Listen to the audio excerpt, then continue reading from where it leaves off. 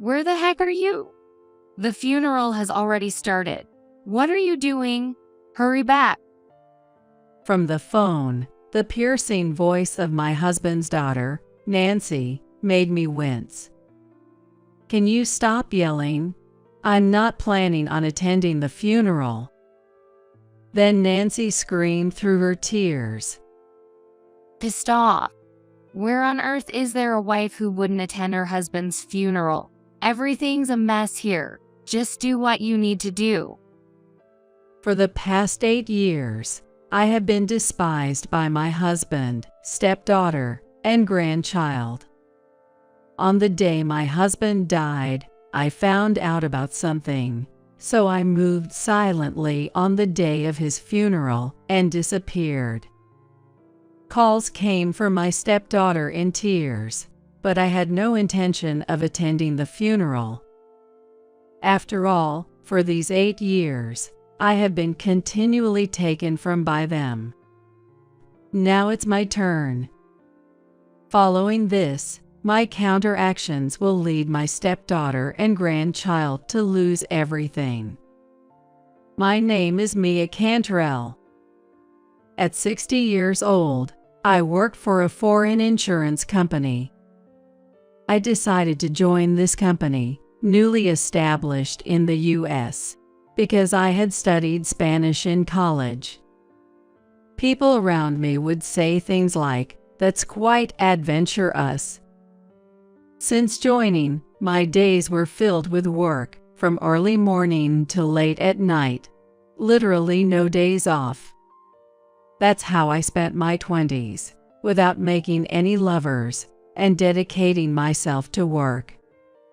As I passed 30, I get promoted, became more efficient at my job, and began to have more free time. I thought it might be time to start looking for my own happiness and registered at a popular dating service at that time. At the dating service, I couldn't find the one right away. As I began to understand the difficulty of finding a lifelong partner, I met someone. Nice to meet you. I'm Mike Thompson. The greeting came from a well-built man. His gentle smile gave a friendly impression. This was my future husband, Mike. Mike was 4 years older than me, a salesperson at a small company. He has been married before, but separated from his ex-wife 2 years ago due to incompatibility of their personalities. Though we were in different fields, both being in sales made our conversations lively. We both enjoyed traveling, which led us to start dating with marriage in mind. Mike was always a gentleman on dates, and I was thrilled with my newfound love. After dating Mike for about a year without any issues, and we planned to go on a trip to a resort hotel together on our first relationship anniversary. I was hoping maybe he would propose to me during the trip. Excited, I waited at our meeting place. Finally, Mike's car pulled up. As I was about to greet him with a smile, I froze. From the back seat of the car, 2 unfamiliar people emerged.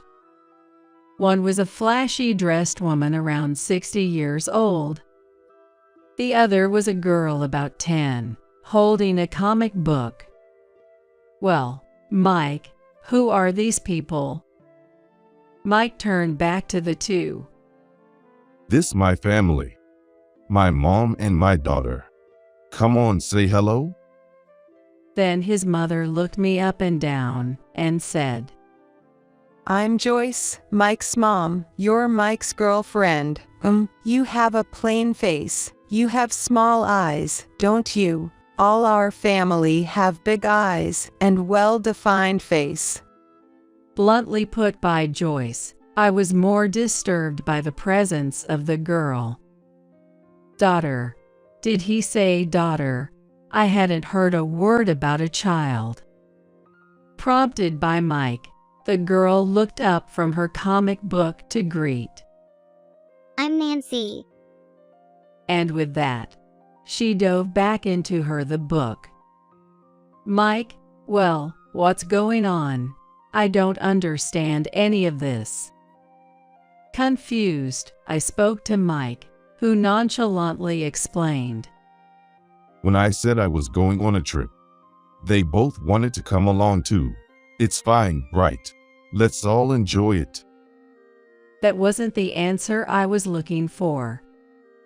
Eventually, still bewildered, I got into the car, as Mike urged. Mike, you have a daughter. In the car, trying to be as polite as possible, I asked that, and Mike replied, Didn't I mention it? I took in my daughter from my previous marriage. Then Joyce chimed in. But I'm mostly the one raising her. I'm happy to think I'm finally being freed from this role. I looked up and said, huh, but Mike told me. Get along with Nancy and my mom. Come on, try talking to them. Tentatively, I turned to the back seat and spoke to them. I'm Mia Cantrell, dating Mike. Nice to meet you. Then Joyce said, Well, I've heard most of it, so no need for introductions. I said to Nancy, Nancy, nice to meet you. Nancy just responded with a yeah and went back to her book. Amidst the awkward atmosphere, Mike and his mother started talking about some neighbors I didn't know. I was still completely confused. Mike had a child, and he had taken her in without telling me, but who brings their family on a romantic trip without saying anything? What is going to happen on this trip? When we arrived at the hotel, the rooms were divided between Mike and me, and his mother and Nancy. The moment we were alone, I blurted out to Mike, Mike, what is this? You have a daughter, and you never mentioned it, not once in a year of dating. Mike looked bewildered. Did I forget to mention it? Well, it's no big deal. I swallowed my words and said, And what about bringing your family on our trip without asking me? Mike still looked puzzled. What's wrong with that? We're going to be family. So it's fine, right? No, this conversation isn't going anywhere. I felt dizzy. Mike quickly left to go to the pool, leaving me flustered. Eventually, when it was time for dinner, naturally, Joyce and Nancy were there. The meal was luxurious, but I could hardly swallow. Suddenly, the lights in the dining room dimmed, and sparkly music started to play. Wondering what was happening, staff approached with a cake and a bouquet of bright red roses, handing the bouquet to Mike. Could it be? Mia, I love you. Let's get married. Mike said this with a self-satisfied expression on his face.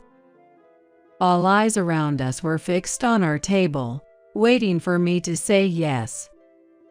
How many people in the world could respond with no? Give me a moment to think, when faced with such an extravagant proposal. I replied with a trembling voice, Yes, I'd love to. Then the surrounding guests burst into applause and excitement. Congratulations! Shouts and whistles came flying in. The lights returned to normal, and the guests went back to their meals. I was holding the bouquet, dumbfounded, watching Nancy greedily eating the cake. Now that we've got that out of the way, let's talk about what's next. Joyce pulled me back to reality. I'll accept your marriage to Mike, so be grateful. Once the house is built, I'll be moving in with you. What? I inadvertently exclaimed. Moving in, once the house is built. Yeah, Mom and I decided to build a larger house. Even though we're family, it's better to have some privacy, right? This is for Mia's benefit too. Mike said casually. Dad, I'll have my own room, right? Of course. Mike replied. As the three of them got excited, I continued to be stunned. Afterward, I ended up signing the marriage certificate, just going with the flow. I decided to think positively as best as I could. Getting married to the person you love. Mike meant no harm. Looking forward to our own home is exciting, and it's good to have a larger family. Thus, Mike and I registered our marriage. Suddenly, I became the mother of a 10-year-old daughter. Before moving in together, I read books and tried my best to be a good mother to Nancy. On the day we finally started living together, I approached Nancy. Nancy, let's get along. I'd be happy if you could think of me as your mom. Then Nancy looked up at me and said, That's annoying. Don't bother me too much, old hag. I was taken aback, but Nancy quickly went to her room. Though I felt uncertain about the future, I convinced myself that Nancy was a teenager and complex feelings are expected with a parent's remarriage. However, life from then on was hellish. Out of nowhere, Joyce said, From now on, you'll take care of all the household chores. I explained that my job was very demanding, but Joyce glared at me. That's no excuse. You came here as Mike's wife, so you'd better work hard at home too. And truly, Joyce completely abandoned all household duties. If only Mike or Nancy would help. However, they simply did whatever they pleased, never offering to help. Instead, they started complaining the cleaning isn't done right, or the food is too bland. I endured, continuing to do the household chores, but instead of appreciation, they began to treat me coldly. Soon after we got married, Mike said his work got busier, and he started to be away from home more. Business trips increased, and he would go out even on weekends, claiming it was work. Those times, I had to spend with Joyce and Nancy, but I was having a hard time with Nancy. What? Fish again? I want something like a burger. Nancy looked displeased at the grilled fish I had prepared for dinner. Nancy, you're a bit picky, so you need to learn to eat everything. Let's properly eat the fish. I said so, but Nancy ignored me. Joyce spoils Nancy like that, giving her treats. When going back to her room, Nancy snapped at me.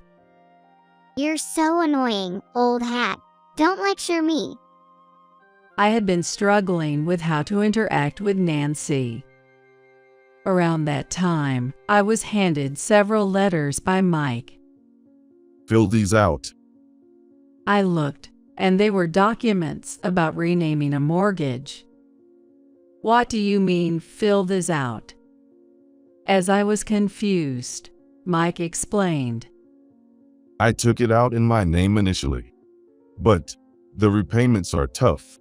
Mia, you are making more at a major company, so you pay it. I'll cover all the living expenses. I said no multiple times, but Mike wouldn't budge. So what are we gonna do? sell the house. Then, it's 4 of us in a cramped apartment. I'm fine with that, you know. After being told this over and over, I finally agreed to change the house into my name and make the repayments on the condition that Mike pays all the living expenses. However, Joyce and Nancy, who knew nothing of this, continued to torment me, especially as Nancy, now deep into her teens, became incredibly confrontational. But I became her mother. After all, I kept enduring. After 8 years of this life, Nancy graduated high school, got a job, and moved out. I was briefly relieved. But then Joyce was found to have a malignant tumor and was hospitalized. Things progressed quickly after that. Joyce weakened rapidly and passed away within a year. Mike, at least, seemed affected by his mother's death, crying his eyes out. When I thought of what my mother-in-law had done to me, I did not truly grieve, but I carried out her funeral solemnly. I hadn't seen Nancy in a long time at Joyce's funeral, and she seemed somewhat plumper overall. She lived alone, and I wondered if she had a poor diet. But on the night of the funeral, she told us something shocking. I'm pregnant, you know. Not sure who the father is. So, I'm moving back home to raise the child. What? My eyes widened. Looking at Mike, he seemed just as shocked. No wonder. Nancy was not even 20 yet. Yet, she seems to intend to give birth to a baby whose father is unknown. I expected Mike to scold her, but my expectations were betrayed. If that's the case, you should come back home. I'd be happy to live with you and my grandchild. Thanks, Dad. Nancy seemed pleased. I felt dizzy. Just when I thought life with Joyce was over, Nancy was coming back. Please look after me again, old hag. Nancy patted her stomach and smirked. After that, Nancy really did come back home, and as expected, started bossing me around again. Then, a few months later, she gave birth. The baby was a boy, whom Nancy named Sky. Babies are indeed adorable. I hadn't had one myself, but felt the urge to hold him. Nancy, won't you let me hold Sky? No, I don't want an unrelated stranger to hold my baby. Next to me, standing there, only Mike happily held Sky. After Nancy came home from the hospital, the care of Sky was mostly left to me. Changing diapers, making formula, and dealing with his nighttime crying all fell to me. Nancy would pick up Sky and spoil him, but when it came to actual care, she did nothing. Yet, I did everything I could for Sky's growth. I bought books on baby food and fed him persistently, and I paid for all the diapers. Just when Sky was starting to say Mommy, Sky reached out to me, trying to call out, "Hi, Sky, I'm your grandma."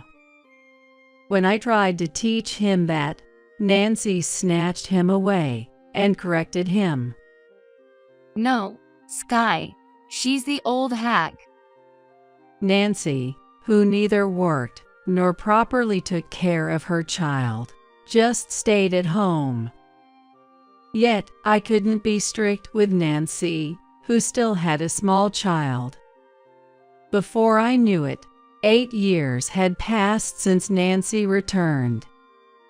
As usual, Mike was often away from home and indifferent to me. When he did come home, he would complain about the taste of the food or how the ironing was done. Somehow, Mike had also stopped contributing the promised living expenses, claiming, "I need it for something." Nancy was now 27, but incredibly, she still wasn't working. While relying on us for everything, she called me old hag and bossed me around. Since Sky started elementary school, she seemed to go out often during the daytime. As for Sky, having seen me treated like a slave by Nancy from a young age, he regarded me as the lowest in the family.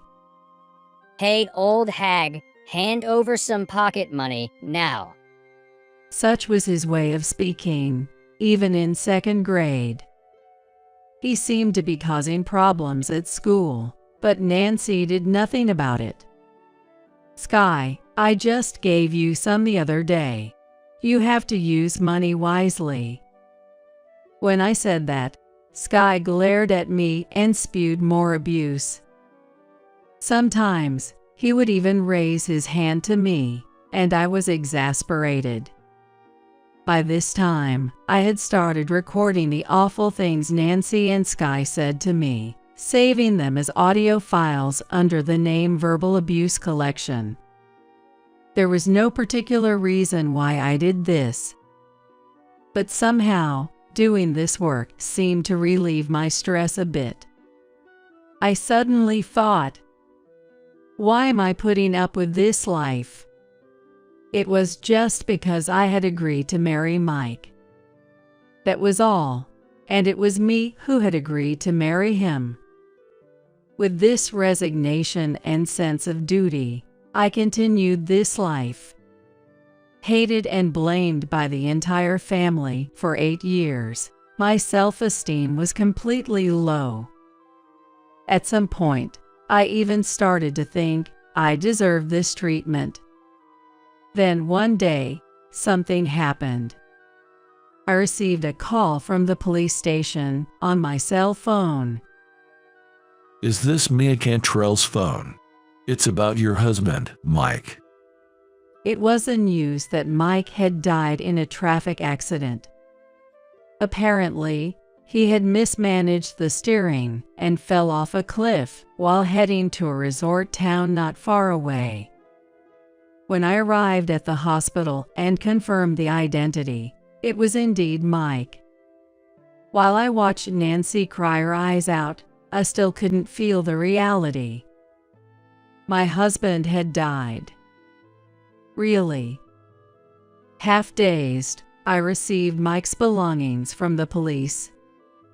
Among them was an unbroken smartphone. Something bothered me. Why had Mike, who said he was going to the Northeast on a business trip, been near the resort town? Alone, I opened Mike's phone and was about to uncover a shocking truth. Well, so that's what it was. Unforgivable. At that moment, I made a decision. The next day, Mike's funeral was to be held. I was responsible for arranging his funeral service. "I have things to do, so go ahead to the funeral venue first." I said that to Nancy and Sky as I sent them to the venue, but Nancy was just crying, and it seemed like she wasn't listening to a word I said. At that time, I had left Mike's tablet at the funeral venue. After dropping them off, I hurried back home and muttered to myself, "All right, let's do this." Then I had the movers take away the furniture, household items, and my personal belongings that I had packed up the night before. The destination was my parents' house, where I had already explained my situation. "Come back home. You can stay as long as you need." My elderly parents had told me, and I decided to take them up on their offer. After calmly finishing the moving process, I did not go to Mike's funeral venue, but instead returned to my parents' house. At home, my parents had prepared all my favorite foods and were waiting for me. As I was enjoying the meal, my cell phone rang. It was Nancy. I had been ignoring it, but the phone kept ringing every 30 seconds. It was relentless. I sighed and decided to answer the call.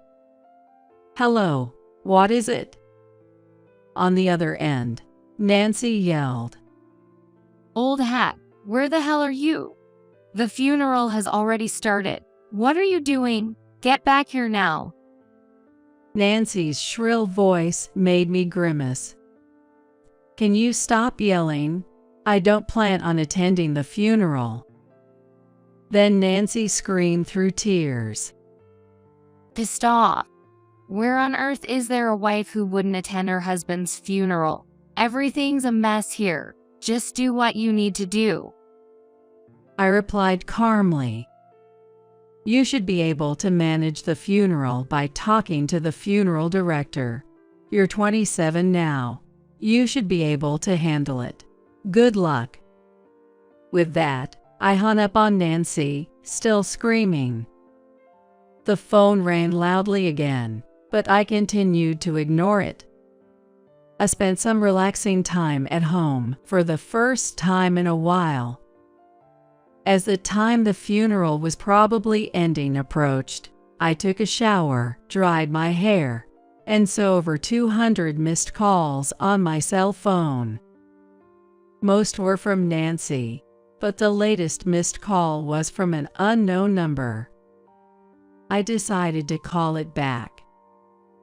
"Hello, is this Mia?" It was Mike's brother, Ken, whom I had met a few times before. He was currently the leader of Mike's relatives. "It's been a while, Ken." As I responded, Ken, with a voice mixed with anger and confusion, said, "Mia, where are you? Why aren't you at Mike's funeral? It was complete chaos here, and frankly, it's indecent." I sighed and asked, "Is the whole family there?" Ken confirmed, "Yes, but..." "Nancy checked the house and said all the appliances and your belongings are gone. I don't understand what's happening."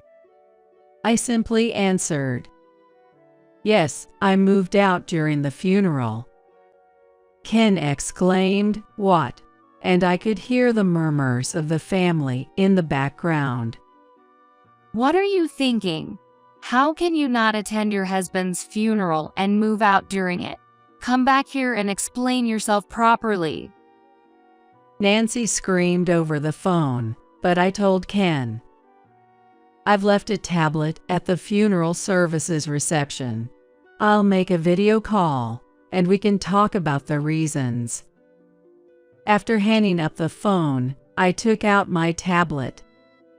I made a video call to the tablet I had left behind at the venue. Immediately, it connected, and I could see Nancy, Sky, Ken, and many other relatives in the background. As soon as they saw my face, Nancy, with tear streaks on her cheeks, yelled at me, What are you doing? Get over here now. We'll talk after you get here. I calmly responded, "No, I will not be coming there." Nancy started berating me furiously. The relatives looked at me skeptically. Ken, somewhat perplexed, said, "That's incredibly unreasonable. You're Mike's wife and Nancy's mother, aren't you? Don't you have any feelings for Mike? You were husband and wife after all." That's when I decided to tell the truth. Of course, I was shocked when Mike died, and I intended to hold the funeral properly, but that intention disappeared quickly. "Why?" Ken asked, bewildered. "Ken, Everyone, please listen to this first. I then took out Mike's cell phone from his belongings and played a voicemail. Hey Mike, where are you? You're already late. We agreed to have a romantic getaway at a fancy hotel today. Everyone on the tablet gasped. I continued to play the voicemail. Why aren't you picking up your phone? Did your wife find out? You told me I love you more than that ugly woman. You liar. I paused to play back. The relatives in the background were murmuring loudly. As you heard, Mike was on his way to a cheating trip when he had the accident. There were also quite a few couple photos in his phone that I can't show here. I told everyone, still in shock, on the screen. Moreover, Mike hated me. He didn't contribute to the living expenses and only complained when he was home. And to find out he was cheating, it would be absurd to still have feelings for him. Ken muttered, shaken. Mike did. That is. How could he? That's awful. I wouldn't want to attend my husband's funeral either. A female relative shouted from the background. Then Nancy, in a panic, argued. Even if Dad was cheating, you should at least attend the funeral. It's your fault for not being attractive enough to keep him. That's when Sky chimed in. Old hag, where did you put the TV? I can't play my games. The relatives looked on, appalled, seemingly unaware of Nancy and Sky's indifference. Ken was holding his head. Yes, even if I had grown tired of Mike's cheating, I might have attended the funeral if I still cared for Nancy and Sky. But you can hear from their words now, can't you? I've been oppressed at home all this time. Nancy gasped. The relatives looked at her and Sky with disdain. That's when I played my edited verbal abuse collection. Don't wash your stuff with mine. Your germs are going to get on me. Seriously, it's disgusting. Sky's voice was also on the recording. Old hag, didn't I tell you not to give me carrots? Are you senile? Go buy me juice. You're useless.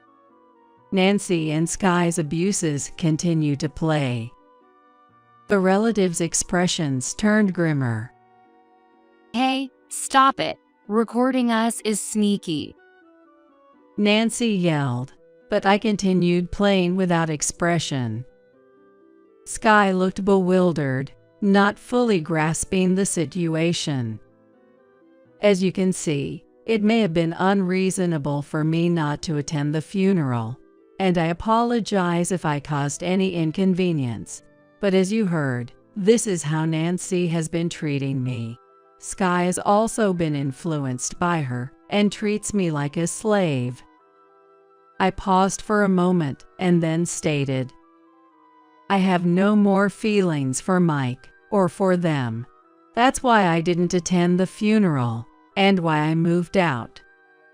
You bastard. Nancy started to yell at me, but Ken quickly interjected. Mia, I'm sorry for Nancy's behavior. I apologize on behalf of Mike as well. You don't have to come to the funeral. They've done enough to deserve this. I appreciate your understanding, I responded, and the relatives nodded somberly. I'll also scold Nancy and Sky on this side. Thank you for enduring and staying as part of their family for so long, Ken said, bowing to me. I bowed back and then ended the call on the tablet. I slept well that night. I don't know how the funeral ended after that.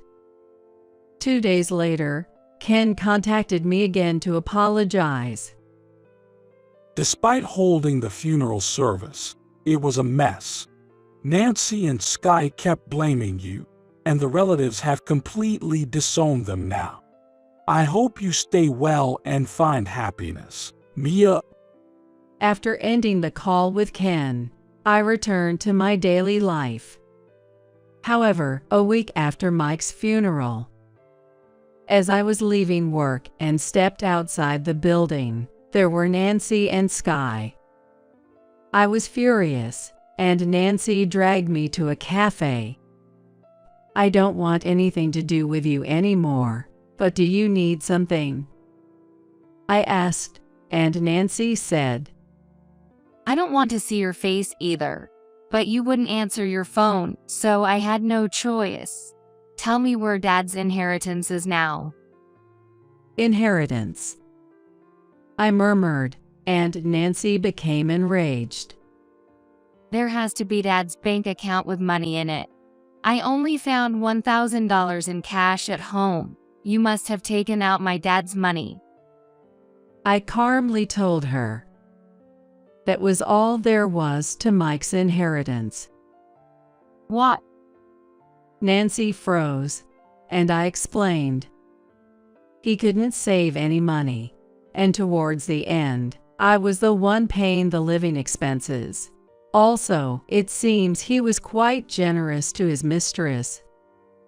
Nancy's face grew paler by the second.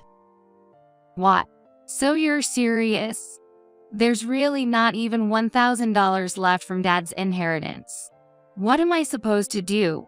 How am I supposed to live, especially with Sky here? I flashed a grin and said, just work. Isn't that what everyone else does? Nancy fell silent for a moment, but then burst out. That's right. What about the insurance money? You work at an insurance company, and Dad must have had life insurance, right? When do we get that money? After sipping my coffee, I told her. He always found signing up for insurance too troublesome and did nothing about it. The only policy was one I took out on him. How much will that be?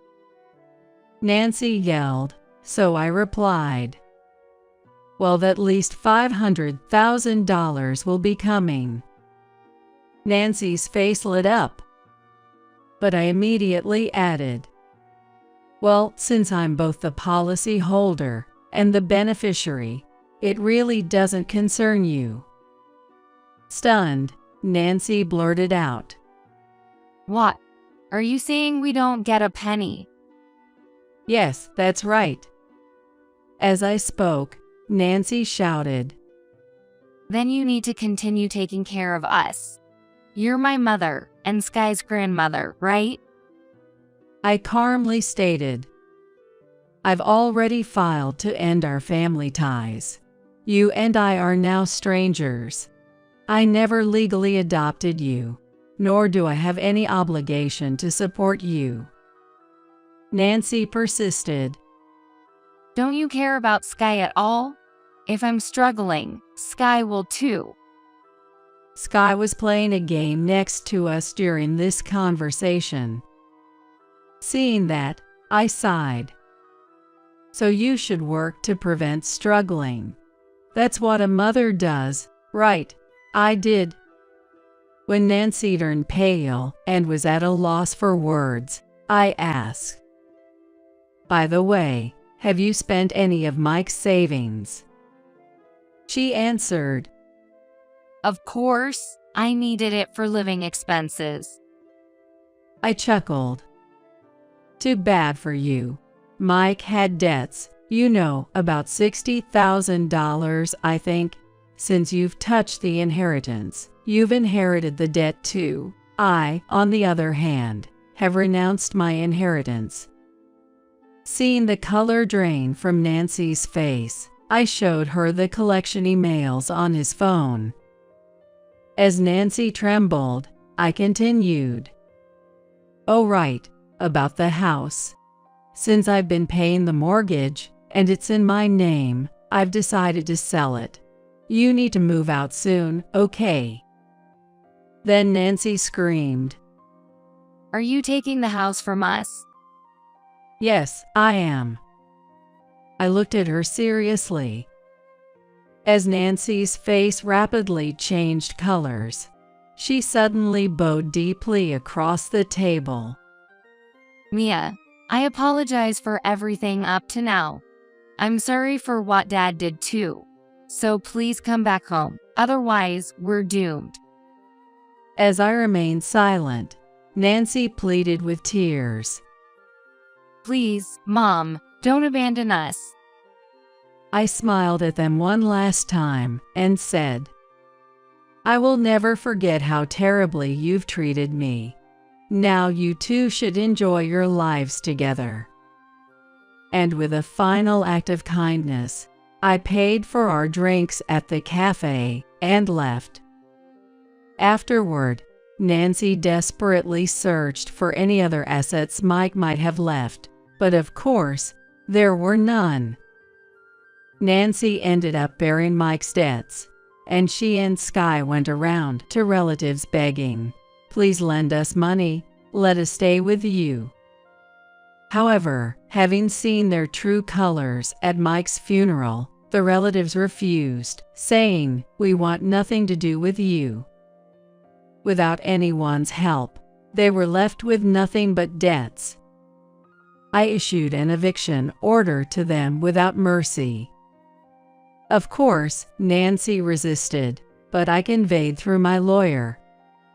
If you refuse to leave, are you prepared to cover the costs of a lawsuit? Thus, Nancy and Sky reluctantly left the house. Eventually, they moved into an almost dilapidated apartment. Unable to survive on Mike's inheritance alone, Nancy had to start working. However, due to her personality, she quickly caused trouble at work and seemed to have quit. Now, Nancy is reportedly working multiple part-time jobs day and night. As for Sky, the change in environment made him even more rebellious, hurling insults at Nancy, who had always been close to him, and sometimes even becoming violent. Currently, he calls her an old hag, which she has to accept as a result of her own actions. I hope Nancy will face the hardships of life in society from now on. And I hope she can raise Sky a bit better, although it might be too late. For my part, the sale of the house and Mike's life insurance payout have considerably boosted my finances. I identified Mike's affair partner and claimed compensation. The affair partner managed to come up with the money by selling the luxury items Mike had given her. I've moved out of my parents' home and am now living alone in an apartment close to my office. Work has been going smoothly, perhaps because I'm free from stress, and I've decided to accept a promotion I had previously turned down due to my busy personal life. Soon, I plan to reward myself with a long-desired trip abroad. I've had enough of marriage and have decided to dedicate myself to my career and take care of my elderly parents. Going forward, I want to live positively, unbound by anything, and take good care of myself.